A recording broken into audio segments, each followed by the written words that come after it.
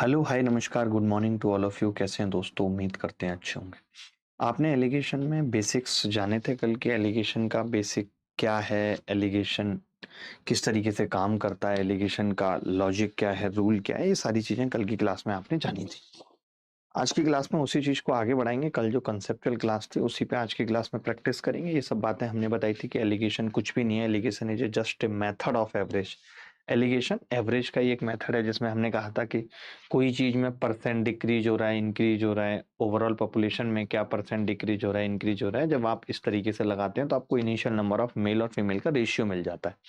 ऐसे ही मैंने सब पे बताया था कि इनकम, एक्सपेंडिचर, जहां भी दो चीजों को जोड़ के उनके एवरेज निकालने की बात आएगी, जहां भी।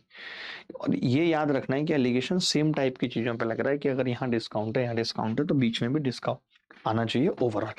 अगर यहाँ रेट ऑफ इंटरेस्ट है, यहाँ रेट ऑफ इंटरेस्ट, तो बीच में भी ओवरऑल रेट ऑफ इंटरेस्ट आनी चाहिए। यहाँ एवरेज है, यहाँ एवरेज है, तो यहाँ पे भी ओवरऑल एवरेज आना चाहिए। ये हमने कल की क्लास में बात की थी कि अगर यहाँ स्पीड है और बीच में स्पीड है तो टाइम का रेशियो मिलेगा। ये सारी चीजें मैंने कल की क्लास में बताई थी।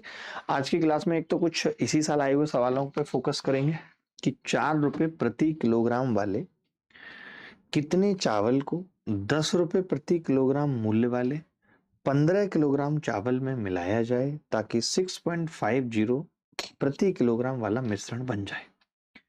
यानी आपने क्या किया है, 4 रुपए प्रति किलोग्राम मूल्य वाले चावल को मिलाया है, ठीक है, और 10 रुपए वाले के साथ मिलाया है। 10 रुपए वाला आपने कितना लिया है? 15 किलोग्राम चावल। तो हम समझ गए कि हमें प्राइस पे एलिगेशन लगाना है।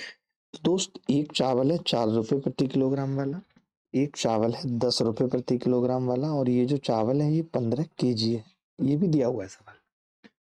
और ओवरऑल अगर मैं बात करूं तो ओवरऑल आप देख रहे हैं 6.5 रुपीज हमें बनाना है, मिला के बनाना है। मैंने कहा कि अगर मैं 6.5 में से 4 घटा दूं तो कितना बचेगा? तो आप कहेंगे 2.5 बचेगा। और अगर मैं 10 में से 6.5 घटा दूं तो कितना बचेगा? तो आप कहेंगे 3.5 बचेगा। यानी अगर हम रेशियो की बात करें तो पॉइंट से पॉइंट कट गया, और 5 से भाग करेंगे तो 5 सत्ते 35 और 5 25। यानी हमें जो मिलाना पड़ेगा वो 7:5 के अनुपात में मिलाना पड़ेगा, 7:5 के अनुपात में मिलाना पड़ेगा। अब एक बात बताइए, यानी मैं पहले वाला अगर 7 लूंगा तो दूसरा वाला 5 लेना पड़ेगा। सवाल में ये दिया हुआ है कि दूसरा वाला आपने ऑलरेडी 15 लिया हुआ है, यानी 5 की वैल्यू 15 है, यानी 1 की वैल्यू 3 है। हमसे 7 की पूछ रहा है, तो 7 की क्या होगी? 7 दिया 21 kg, और यही इस सवाल का आंसर है दोस्त। आप 7 देख के डायरेक्ट कर सकते थे, आपको इतना करने की जरूरत नहीं थी। जैसे ही 7 आया तो 7 का एक ही मल्टीपल था बी, आप डायरेक्ट उत्तर लगा देते।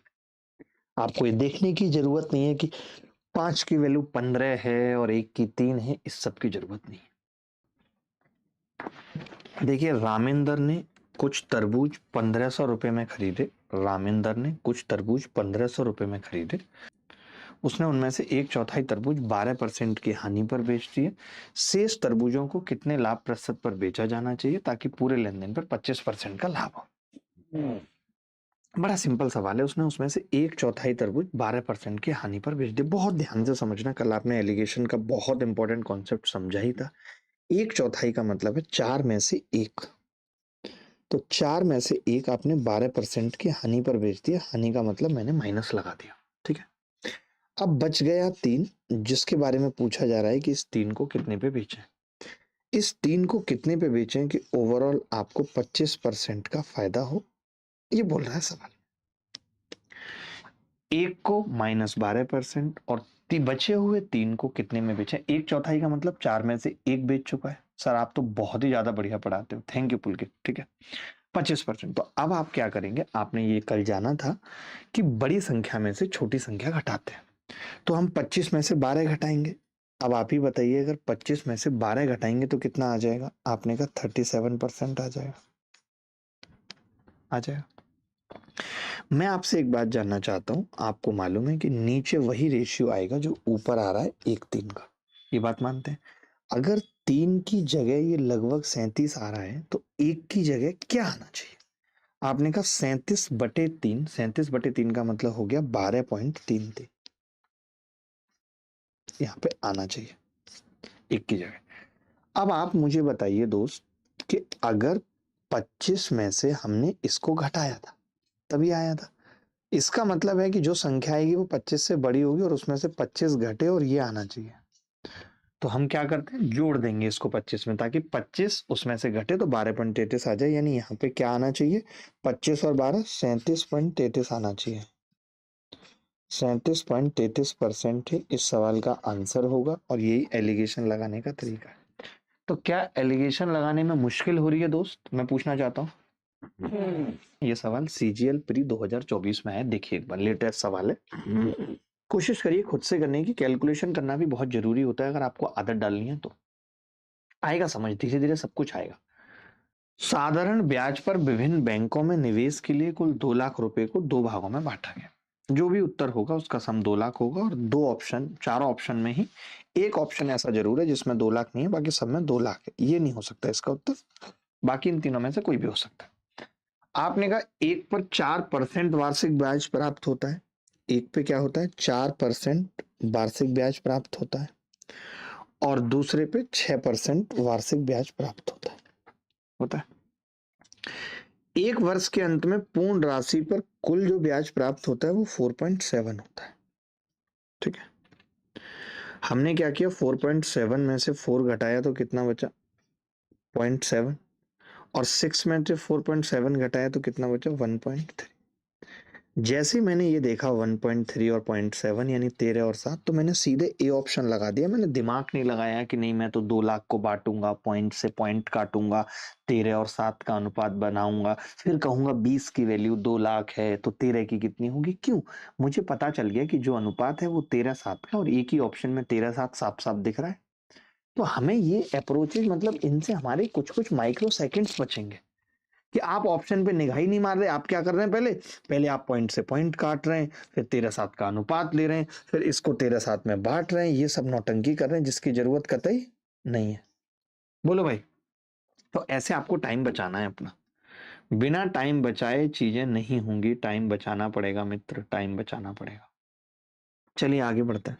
अगला देखिए, किरण ने 2 व्यक्तियों को 4,000 रुपए का एक भाग 8% प्रतिवर्ष की दर से और शेष भाग 10% प्रतिवर्ष की दर से उधार दिया। उसे 352 रुपए का वार्षिक साधारण ब्याज मिला, तो 10% पर उधार दी गई राशि ज्ञात करें। किरण ने 2 व्यक्तियों को 4,000 रुपए का एक भाग 8% की दर पर उधार दिया, दूसरा भाग 10% की दर पर उधार दिया। अब मेरी समझ में एक बात नहीं आ रही है, तो सवाल गलत है कि 8%, अच्छा 352 ब्याज है, सॉरी। अब पता है इसमें लफड़ा क्या है, देखो इसमें इन्होंने क्या कर दिया, एक पंगा कर दिया दोस्त, कि इन्होंने यहाँ पे ब्याज दे दी। इन्होंने क्या किया, यहाँ पे ब्याज दे दी। ये रहा देखो यार, ये इन्होंने यहाँ पे ब्याज दे दी, यानी इन्होंने हमें ओवरऑल ब्याज दी है। तो अब मेरा फर्ज है कि या तो मैं सब जगह परसेंट बना दूं या मैं सब जगह ब्याज बना दूं। ये 2 चीजें मेरा फर्ज है। ठीक है, अब आपने कहा दोस्त, समझना बात को, आपने कहा कि जी आप हर जगह ब्याज ही बना दो। तो मैं आपसे पूछना चाहता हूं, कि 4,000 का अगर 8% मिलेगा तो कितनी ब्याज मिलेगी। आपने कहा 8 चौक 32, 320 रुपए ब्याज मिलेगी। मैंने 4,000 का 8% निकाला तो पता चला 8% पे 320 रुपए ब्याज मिलेगी। फिर मैंने 4,000 का 10% निकाला तो मुझे पता चला कि 400 रुपए ब्याज मिलेगी 1 साल में। 10% ब्याज है, निकाल लेते हैं। नहीं, अगर नहीं निकाल पाते तो ऐसे निकालेंगे, 4,000 गुणा 8/100, उसका 8% ब्याज है। खुद ही बोला 8% ब्याज है, 8 चौक 32, 320 ब्याज आ जाएगी। यानी अगर 8% से ब्याज मिलेगी तो 320 मिलेगी। ठीक है, और अगर 10% से मिलेगी तो 400 मिलेगी। हमें ओवरऑल कितनी मिली है दोस्त, 352। तो अब हमने एलिगेशन लगाया 352। ये कौन सा है, 8% वाला है। ये कौन सा है, 10% वाला। तो मैंने 400 में से 352 घटाए तो यहाँ 48 आ गया।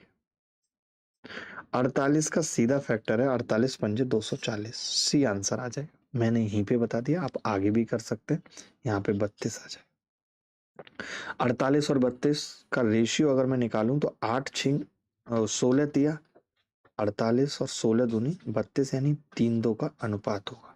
यानी जो भी उत्तर होगा वो 3 से कटेगा, बट दो ऑप्शन 3 से कट रहे थे इसलिए हमने पहले ही कर लिया था। 5 की वैल्यू कितनी है? 4000। 1 की वैल्यू कितनी होगी? 800। 3 की वैल्यू कितनी होगी? 2400। यही सवाल का उत्तर 2400 इज द करेक्ट आंसर। क्या ये सवाल करने में मुश्किल हुई किसी तरीके की? मैं जानना चाहता हूँ। चलिए आगे बढ़ते हैं। अगला सवाल। अच्छे अच्छे सवाल हैं हमारे पास।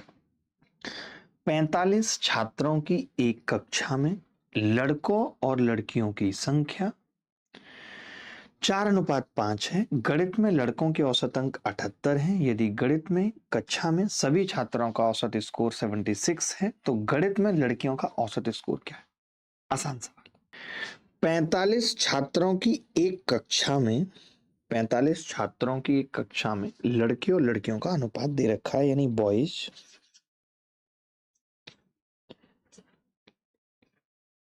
और गर्ल्स का जो अनुपात है वो 4:5 है।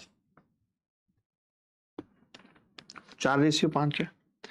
गणित में लड़कों के औसत अंक 78 है। गणित में लड़कों के औसत अंक 78 है, 78 है। 78 है। वही कह रहा है कि भाई लड़कियों के औसत अंक बताने ओवरऑल सबके औसत अंक कितने दे रखे हैं? 76 दे रखे। 76। ठीक है। मैंने कहा कि जी 78 में से अगर मैं ये 76 घटाता हूं तो यहाँ पे 2 आएगा 2 आएगा, मानते हैं। आपने कहा कि जी नीचे भी अनुपात वही होना चाहिए जो ऊपर है, यानी 4-5 का। मैं ये कह सकता हूँ 5 की जगह 2 है तो आप कह सकते हैं 0.4 से गुणा हो रही, और ये 0.4 से गुणा, तो फिर 4 को भी अगर 0.4 से गुणा करूंगा तो यहाँ 1.6 होना चाहिए। इसको भी मैंने 0.4 से गुणा कर दी। बोलो। आपने बोला जी अगर यहाँ 78 था और उसमें से ये माइनस हुआ था, तो अब इसमें से माइनस होगा और 1.6 आना चाहिए माइनस होके, तो यहाँ पे क्या होना चाहिए? तो आपने कहा 76 में से 1.6 घटा दो, ये आ जाएगा 74.4।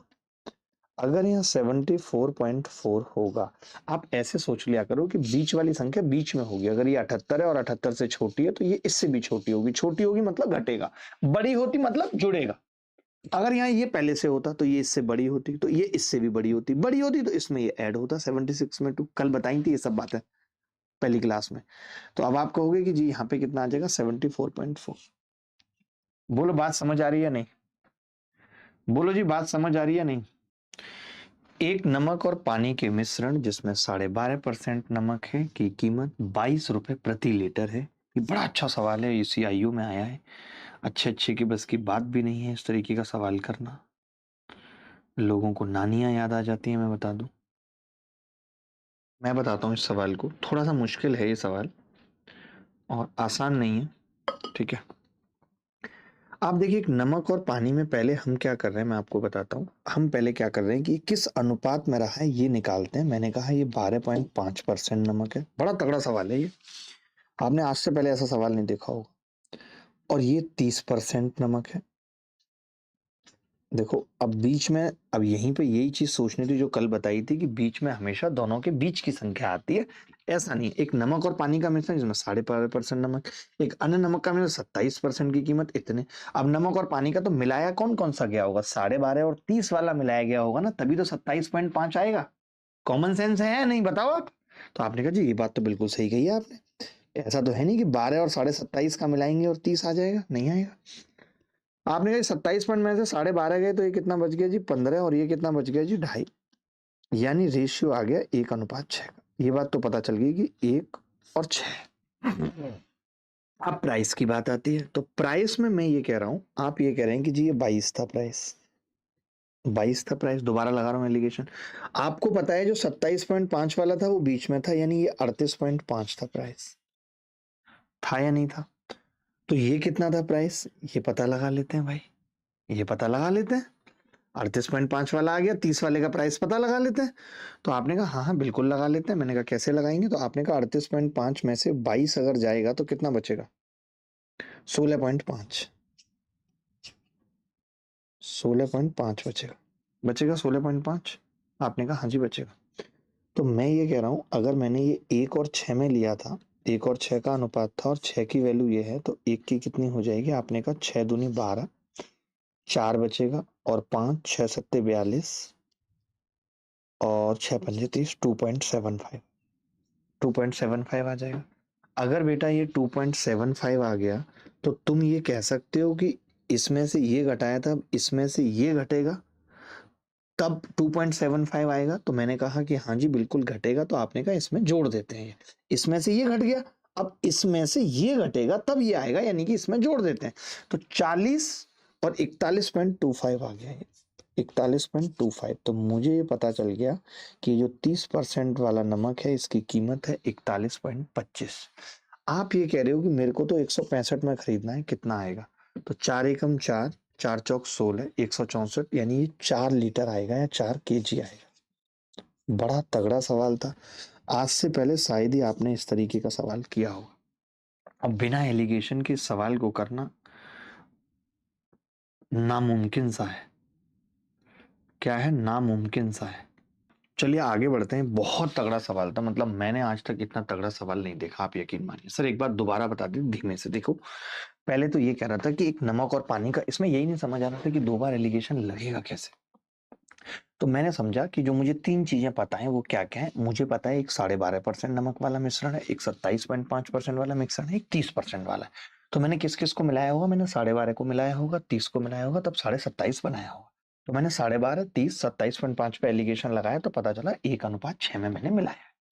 फिर मैंने ये तो परसेंटेज पे लगाई नमक की क्वांटिटी पे, फिर मैंने यही एलिगेशन सेम प्राइस पे लगा दिया। मैंने कहा अगर यहाँ 1:6 में मिलाया तो वहां भी 1:6 में मिलाया होगा। तो आपने कहा एक का 22 था और ये बीच वाले का 38.5 था, तो ऊपर कितना आ गया? 41.5। बात खत्म हो। तो मैंने देखा कि यार 38.5 में से 22 गए तो 16.5 आ रहा है, नहीं 6 की जगह 16.5 है, तो एक की जगह कितना होगा? 2.75। तो मैंने कहा यार ये 2.75 यानी 38.5 में से 22 घटा रहे थे, तो अब एक ऐसी संख्या चाहिए जिसमें से 38.5 घटाएं और 2.75 आ जाए। तो मैंने जोड़ दिया 41.25। 1 केजी का प्राइस आ गया। 165 में पूछा था कितना खरीद सकते हैं, तो 4 केजी उत्तर आ गया। अगले सवाल की तरफ चलते हैं। आईसीआर टेक्नीशियन, देखिए मैं आपको बताऊं, ये जो आईसीआर का एग्जाम होता है, एसएससी फिजिक्स या एमटीएस, इनमें अच्छे सवाल पूछे जाते हैं। और जैसा कि इस बार चेयरमैन ने खुद कहा है कि हम सीजीएल में भी अच्छे सवाल पूछेंगे, तो इन सब सवालों के रिपीट होने के चांसेस हैं, इसलिए हम ज्यादा फोकस कर रहे हैं उन एग्जाम्स पे जिनमें मुश्किल सवाल पूछे जाते हैं। हमने सीजीएल के भी सवाल आपको करा दिए, बट ये भी करना जरूरी है। एक समूह में लड़कियों की औसत ऊंचाई 154 है और समूह में लड़कों की औसत ऊंचाई समूह के सभी लड़के और लड़कियों की औसत आयु से 3 सेंटीमीटर अधिक है। हमने यहाँ पे लिखी लड़कियां, हमने यहाँ लड़कियां लिखी और लड़कियों की औसत आयु कितनी है? 154 सेंटीमीटर। 154 सेंटीमीटर है लड़कियों की, ठीक है। समूह में लड़कों की औसत ऊंचाई, तो मैंने यहाँ लड़के लिख लिए, लड़के लिख लिए मैंने यहाँ। आपने कहा कि जी 154 है, तो मैंने कहा ओवरऑल कितना होगा? तो आपने कहा ओवरऑल ए मान लेते हैं, ए ए। तो उससे लड़कों की कितनी ज्यादा है? तो आपने कहा A+3 ज्यादा है। बोला हुआ है ना, लड़कों की औसत ऊंचाई समूह के सभी लड़के और लड़कियों की औसत ऊंचाई से 3 ज्यादा है। यदि लड़कियों की संख्या लड़कों की संख्या से 25% कम है, अब हमें नंबर रेशियो चाहिए लड़की लड़कियों का, तो इन्होंने बोला 25% कम है। 25% का मतलब होता है 1/4, यानी 4 पे 1 कम है। तो अगर मैं ये मान लूं, अगर मैं ये मान लूं कि लड़के 4 हैं, तो लड़कियां 4 पे 1 कम है, 3 है, यानी 3:4 का रेशियो है। आपने कहा कि जी जब मैं इसमें से इसको घटाऊंगा तो यहाँ 3 आएगा। मैंने कहा यहाँ तो 3 आना ही चाहिए। तो आपने कहा अगर यहाँ 3 की जगह 3 आ रहा है तो नीचे यहाँ 4 आना चाहिए, तभी तो 3:4 का रेशियो जो ऊपर है वो नीचे रह पाएगा। मैंने कहा अगर यहाँ 4 कब आएगा आप मुझे बताइए। आपने कहा इसमें से ये घटा है, अब इसमें से ये घटेगा तो 4 आना चाहिए। तो मैंने कहा फिर ए का मान क्या होना चाहिए? आपने कहा 4 ऐड कर दो, 158 होना चाहिए ए का मान। अब ए का मान अगर 158 है, तो हमसे तो सवाल में लड़कों की औसत ऊंचाई पूछी है, हमसे तो सवाल में ये पूछा है ना, ये कितना होना चाहिए? आपने कहा इसमें 3 और ऐड कर दो, तो ये 161 होना चाहिए। सी इज द करेक्ट आंसर। किसी को दिक्कत है तो बता दो। दूध और पानी के मिश्रण को दो अलग अलग कंटेनरों में रखा जाता है। एक ये मान के चलिए कि ये एलिगेशन का सबसे पेट सवाल है और ये सवाल एलिगेशन से ही बेस्ट तरीके से हो सकता है। तो ये सवाल आप मान के चलिए अगर पेपर में आएगा और हर बार आता भी है तो आपके पास एक एलिगेशन ही बेहतरीन तरीका है और मैं बताऊंगा कैसे करना है एलिगेशन से। दूध और पानी के मिश्रण को दो अलग अलग कंटेनरों में रखा गया है। एक कंटेनर में दूध और पानी का अनुपात 5:1 है। ऐसे समझो आप, एक कंटेनर है ये दूसरा कंटेनर है और मिला के ये तीसरा कंटेनर।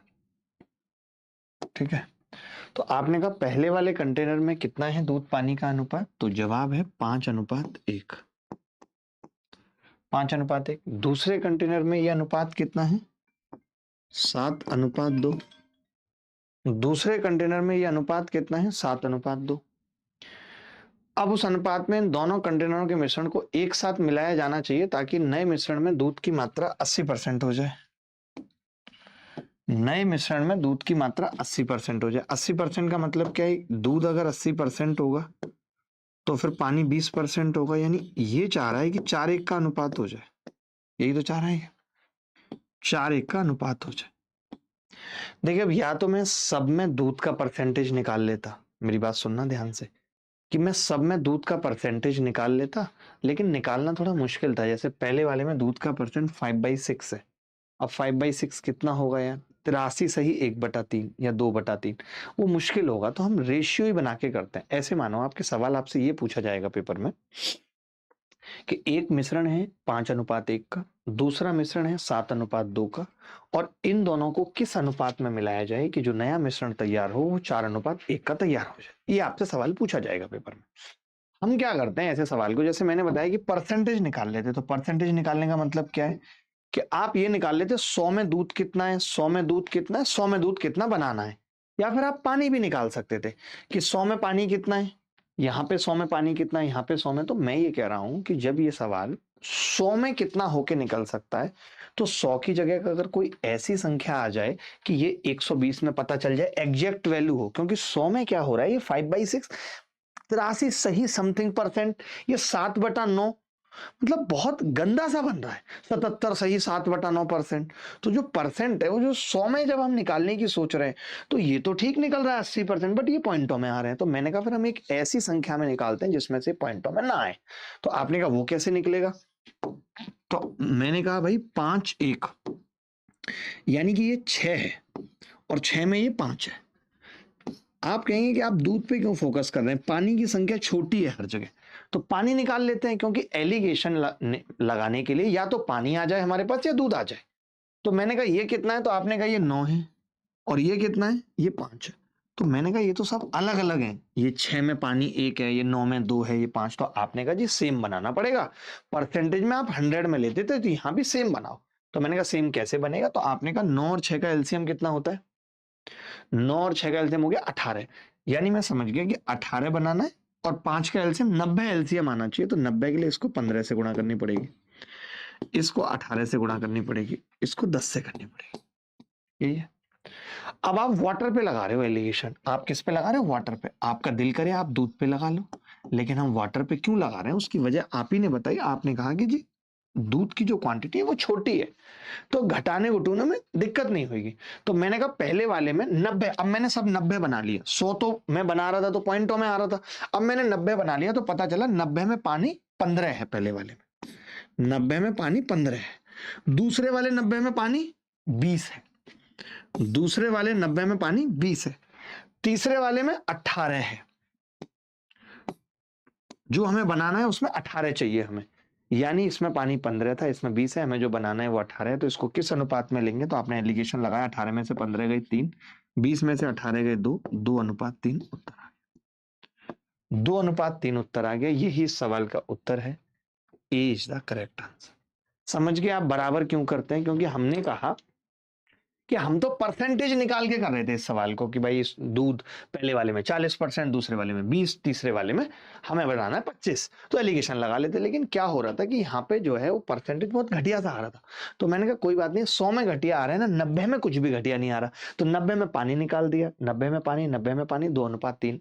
मैं चाहता तो दूध भी पे भी एलिगेशन लगा सकता था, पन्ना 75, यहाँ 75 आ जाता, 10 सत्ते 70, यहाँ 70 आ जाता, और 18 चौक 72 आ जाता है। 72 में से 70 जाता 2, 75 में से 72 जाता 3, तब भी अनुपात कितना आता? 2:3 आता। बोलो भाई। देखो भाई, सेम सवाल है, कुछ भी नया नहीं है। मैं लिख देता हूं। ये कह रहा है कि एक मिश्रण में दूध पानी का अनुपात 5:3 है, दूसरे मिश्रण में दूध पानी का अनुपात 3:7 है। तो देखिए दोस्तों, ये 5:3 का मतलब हो गया 8, और ये 7:3 का मतलब हो गया 10, और ये 2:3 का मतलब हो गया 5। तो मैंने कहा कि 8, 10, 5 का अगर आप एलसीएम लोगे तो आपको पता चलेगा 8, 10, 5 का एलसीएम आ गया 40। 40 का मतलब इसको 5 से गुणा करेंगे, 10 का मतलब इसको 4 से गुणा करेंगे, और इसका 8 से गुणा।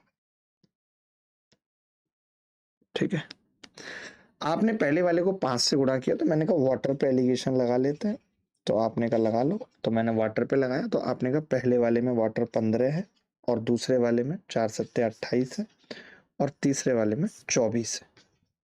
28 में से 24 गया 4, 24 में से 15 गया 9, 4:9 उत्तर। 4:9 उत्तर आ गया। अब आप ये कह रहे हो कि आपको जो मिश्रण लेना है वो 4:9 लेना है। अब आप कह रहे हो कि जी जो क्वांटिटी है मिक्सचर की, यदि कैन ए में मिश्रण पी की मात्रा 80 है, तो ए में मिश्रण क्यू की मात्रा ज्ञात कीजिए। ये कैसा सवाल है? The ratio of milk and water in mixture P 5:3। ये मिक्सचर पी था। The ratio of milk on water in mixture A is 3:7। ये मिक्सचर ए था, फिर क्यू कहां से आया? ए था, चलो ठीक है, ए था। फिर आपने कहा both mixture mix in certain ratio in an empty can A such that the ratio of milk to water in the mixture formed in can A is 2:3। क्या सवाल है यार ये? The ratio of milk and water in mixture P जितने वाला ratio of mixture water in Q is इतने। मुझे लगता है ये क्यू होगा, ये करेक्शन करना पड़ेगा हमें, ये क्यू होगा, क्यू, और ये जो मिला के हम बनाएंगे ये ए होगा। तो यहां पे हम कर लेते हैं क्यू। ठीक है, दोनों मिश्रणों को एक निश्चित खाली कैन ए में एक निश्चित अनुपात में मिलाया जाता है, जैसे कि कैन ए में बने इतने। ठीक है, जबकि मिश्रण क्यू में। अब मुझे पता चल गया कि जो बना है वो ए बना है। तो कैन ए में मिश्रण पी की मात्रा कितनी है? 80 लीटर। 4 की वैल्यू 80 लीटर है, एक की वैल्यू 20 है बेटा। तो 9 की कितनी होगी? आपने कहा 9 दूनी 18, 180 लीटर होगी क्यू की मात्रा। थोड़ा सा करेक्शन करना था बस, सवाल सही है। कंटेनर ए में 20% पानी बाकी दूध है, कंटेनर बी में 40% पानी बाकी दूध है। प्रत्येक कैन से कितना दूध निकालकर कंटेनर सी में मिलाना चाहिए ताकि 15 लीटर दूध प्राप्त हो जाए और कंटेनर सी में पानी और दूध का अनुपात 3:7 हो जाए? तो देखो, आपको एक बात समझनी पड़ेगी, ध्यान से सुनना। एक बात बताओ, प्रत्येक कैन से कितना दूध निकालकर कंटेनर सी में मिलाना चाहिए ताकि 15 लीटर दूध प्राप्त हो जाए? जब इसने प्रत्येक कैन कह दिया ना, तो मैं तभी समझ गया, और ऑप्शन में भी एक ही है, ये नहीं है 4,6। तो मैं समझ गया जब 15 लीटर प्रत्येक कैन से सेम आ रहा है, खुद बोल दिया, तो फिर 7.5 होगा। इसको निकालने की भी क्या जरूरत थी? इस सवाल को करने की भी जरूरत क्या थी जब वो खुद कह रहा है प्रत्येक कैन से बराबर मात्रा में निकाल के 15 लीटर बनाना है? मैं आपसे कहूं इस कैन से भी निकालो, इस कैन से भी निकालो, दोनों इक्वल निकालो, 15 बना दो, तो कोरिया का बच्चा बता देगा जी मैं दोनों से 7.5 निकालूंगा। काहे का एलिगेशन? ऐसी तैसी में चला गया एलिगेशन, जरूरत ही नहीं एलिगेशन की। मैं तुमसे कह रहा हूं कि मेरे को तो यहां से कुछ पैसे निकालने, यहां से और इक्वल निकालने और 20 रुपए बनाने, तो आप बोल दोगे 10-10 निकालने। काहे का एलिगेशन? क्या ही जरूरत है एलिगेशन की? फिर भी लगा देता हूं। पहले वाले में 20% पानी है, दूसरे वाले में 40% पानी है, और जो आपने मिला के बनाया है ये 30 और 70 यानी 30% पानी। 40 में से 30 गए 10, 30 में से 20 गए 10, 1:1। वैसे भी इक्वल आना था, 7.5 ये और 7.5 ये, बट जरूरत नहीं थी, जरूरत थी नहीं। मैं यहाँ पे एक ही बात कहूंगा, एक ही बात मैं यहाँ पे कहूंगा कि जब मुझे मालूम है कि 15 लीटर बनाना है और प्रत्येक कैन से इक्वल लेना है, क्योंकि ऑप्शन जिस हिसाब से साफ साफ दिख रहा है कि भाई प्रत्येक कैन से सेम निकालना है, तो 15 बनाना है तो 7.5 ले लूंगा। मैं एलिगेशन भी क्यों लगाऊंगा इस सवाल में? मतलब एक व्यक्ति एक पेन को 21% पर बेचता है और 1890 का लाभ कमाता है, लेकिन यदि वह पेन को 21/4% लाभ और पेंसिल को 15% हानि पर बेचे तो उसे ना तो लाभ होगा ना हानि। पेन और पेंसिल का क्रय मूल्य बताइए। जब कभी ऐसा सवाल आएगा, मैं डिटेल में तो आपको जब प्रॉफिट लॉस पढ़ाऊंगा तब बताऊंगा ही। अभी जैसे अगर इस सवाल को देखें तो बड़ा सिंपल है। जैसे ये कह रहा है कि वह अगर पेन को, ये मैंने पेन लिखा, उत्तर निकालने का तरीका बता रहा हूं ऐसे सवालों का, ये मैंने पेन लिखा, पेन को आप कह रहे हो कि 21/4% लाभ पर बेच दिया। आपने पेंसिल लिखी और पेंसिल को आपने 15% हानि पर बेच दिया, ठीक है। तो उसे ना तो लाभ हुआ और ना हानि हुई, उसे ना तो लाभ हुआ और ना हानि हुई, यानी ओवरऑल जीरो है सब कुछ, ठीक है। तो आपने जीरो में से 15 घटाया तो आप 15 कह सकते हैं यहाँ पे, और 21/4 में से जीरो घटाई तो आप 21/4 कह। अगर मैं पेन पेंसिल के मूल्य का अनुपात देखूं तो आपने कहा 3 पंजे 15 और 3 सत्ते 21, 4 पंजे 20, 20:7। ये होना चाहिए। मुझे अनुपात पता चल गया कि यार इस सवाल का जो उत्तर है वो 20:7 आएगा, मूल्य का अनुपात, ठीक है भाई। अब आपसे पेन और पेंसिल के मूल्य पूछ रहा है तो 20:7 किस ऑप्शन में, मैं आपसे पूछना चाहता हूं। पहले वाले में 50 और 21 का अनुपात है, दूसरे वाले में 20 और 7 का है, ये उत्तर हो सकता है। तीसरे वाले में भी 20 और 7 का नहीं है, नहीं। 25 सत्ते 175 और 25 दूनी 50, 20 और 7 का है। यहाँ पे भी 20 और 7 का है, यानी ये तीनों उत्तर हो सकते हैं। फंस गए गुरु हम फंस गए यहाँ पे। हमें ये तो पता चल गया कि 20 और 7 का है। यदि वे पेन और पेंसिल का क्रय मूल्य 20 और 7 पता चला, मेन सेले प्रॉफिट 21। यहाँ पे आप हिंदी में एक चीज और देखोगे, हिंदी में एक चीज और बड़ी गड़बड़ लिखी हुई है कि ये 21% प्रॉफिट है और ये 48% प्रॉफिट है, ये भी लिखा हुआ है। हिंदी में नहीं लिखा हुआ, इसको करेक्ट कर लेना। तो मैं समझ गया एलिगेशन दोबारा लगाना है कि भाई पेन को आप कह रहे हो कि अगर 21% लाभ पर बेचें, इस पे आप कह रहे हो 48% लाभ पर बेचें, तो मैंने कहा ओवरऑल पता लगा लेते हैं। तो आपने कहा जी अनुपात तो अभी भी 20:7 होगा। अगर आप कल की क्लास में आए थे सामने तो आपने ये सीखा होगा कि 21 और 48 का जो गैप है 27, ये 27 ही डिवाइड होता है 20 और 7 के अनुपात में। तो आपने कहा ये तो ऑलरेडी डिवाइड हो रखा है 20 और 7, तो फिर कुछ करने की जरूरत नहीं है। बड़ी संख्या में से 20 घटा दो या छोटी संख्या में 7 जोड़ दो, मैं कह सकता हूं कि 28% ओवरऑल लाभ हो, ओवरऑल लाभ होगा 28%।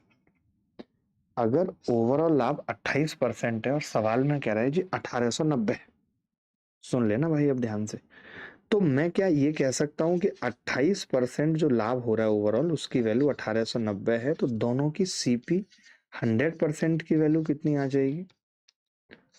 तो आपने कहा जी 7 से अगर मैं भाग करूं तो 7 चौक 28 और 210, नहीं 270, सॉरी 27 सत्ते 189 होते हैं। 25 से गुणा करूं तो जीरो, 25 सत्ते 175 का 5 हासिल 17, 25 दूनी 50 और 17 6750। मुझे ये पता चल गया कि दोनों की सीपी 6750 हो। अब आप ऑप्शन से बता सकते हो कैसे। अगर दोनों की सीपी 6750 है तो एक ही ऑप्शन है, वो है सी, यही सवाल का करेक्ट आंसर। अगर इस सवाल में मान लेते हैं कि एक ही ऑप्शन में 20:7 होता तो हम उत्तर बता देते। चलिए इस सवाल को दोबारा एक बार देख लेना रिपीट मोड पे, अगले सवाल की तरफ चलते हैं। सेम सवाल है, कोशिश करिए। सीजीएल मेंस 2019 में आया है। देखो, एक छात्र ने 150 रुपए में 10 पेंसिल और 8 पेन खरीदे। उसने पेंसिल को 4% के लाभ पर और पेन को 7% के लाभ पर बेचा। समझना, पेंसिल को कितने पर बेचा? 4 पे, और पेन को 7 पे बेचा। 4% और 7%। मैं आपसे ओवरऑल पूछना चाहता हूँ, अभी जैसे हमें परसेंटेज है, तो मैं आपसे, पहले हमने क्या किया था, जब ये कभी एसआई का सवाल आया था, तो हमने उसमें क्या किया था कि परसेंटेज को प्राइस में बदल लिया था।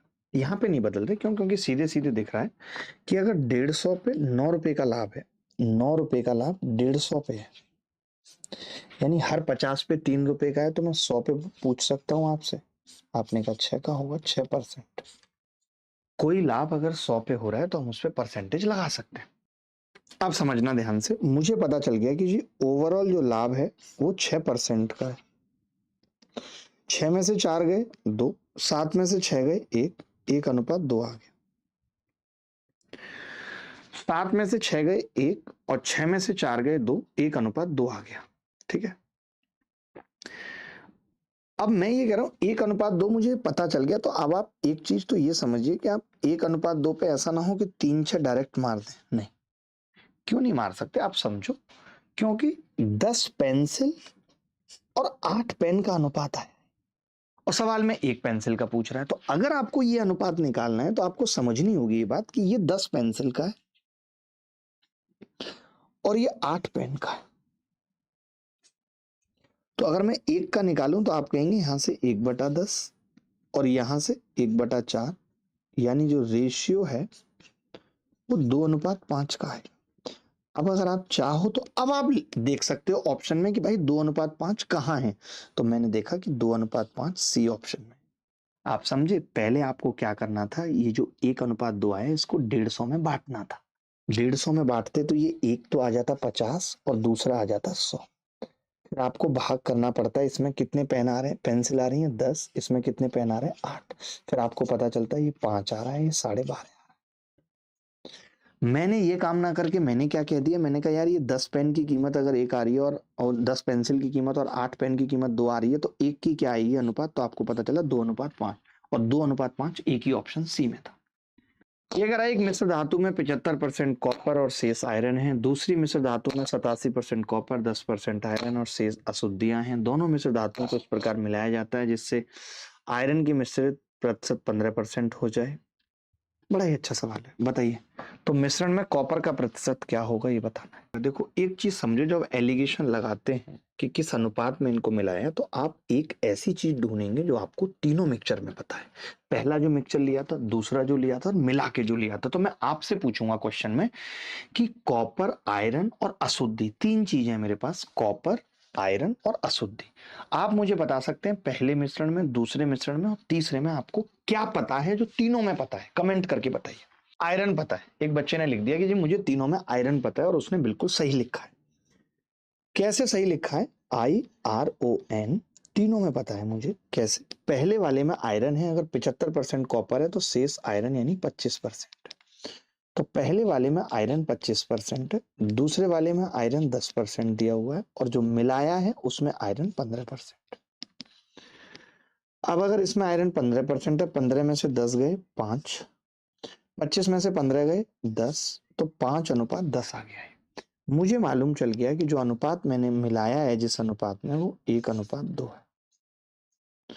मुझे पता चल गया कि मैंने जिस अनुपात में इसको मिलाया है वो 1:2 है। ठीक है, कोई बात नहीं जी। अब लिख लेते हैं यहाँ पे 1:2, 1:2 लिख लें। आपने कहा जी लिख लीजिए 1:2। अब किस पे लगाएं, तो आपने कहा कि कॉपर पूछा है तो कॉपर पे लगाइए। तो मैंने कहा पहले वाले में कॉपर 75%, दूसरे वाले में कॉपर 87% और मिश्रण में कॉपर निकालना है। तब एक बच्चा बोला कि जी आपने कल ये बात सिखाई थी कि इन दोनों का जो डिफरेंस है वो कितना है, 12। यही 12 1 और 2 के अनुपात में नीचे बढ़ जाएगा, यानी 3 की वैल्यू 12 होगी, 1 की 4 और 2 की 8, यानी यहाँ पे 4 आएगा, यहाँ पे 8। कंडीशन क्या है, एक तो 1:2 में होना चाहिए और इन दोनों का अंतर ही यहाँ पे आता है, क्योंकि घटाते हैं तभी तो। अब बड़ी संख्या में से घटाएंगे तो 87 में से 4 जाएगा, आपने कहा 83% होगा, या फिर 75 में 8 जोड़ दीजिए, 83% ओवरऑल कॉपर होगा, यही आंसर। CHSL में सोचिए इतना मुश्किल सवाल पूछा गया है, हलवा नहीं है, मैं आपको बता दूं। हलवा कुछ भी नहीं है दोस्त। एक व्यक्ति 3 प्रकार की वस्तुएं एबीसी क्रमशः 15%, 25% और 40% के लाभ पर बेचता है। सबका लाभ दे रखा है। 3 तरह की वस्तु है ए, बी और सी। पहले को 15%, दूसरे को 25% और 40% लाभ पर बेचता है। ए और सी से कुल 30% का लाभ हुआ, जबकि